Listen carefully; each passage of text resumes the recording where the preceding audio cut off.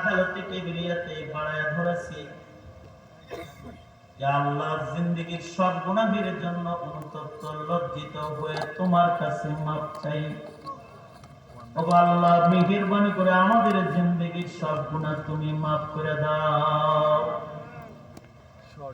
জেনে না জেনে অন্ধকারে আলায় গোপনে প্রকাশ্যে যত পাপাচার করেছি ক্ষমা করে দাও।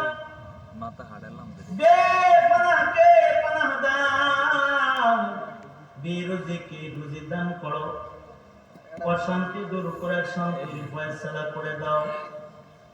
রব্বুল আলামিন কারি ইসমাইল রহমাতুল্লাহ আলাইহির দরজাতকে বুলন্দ করে দাও।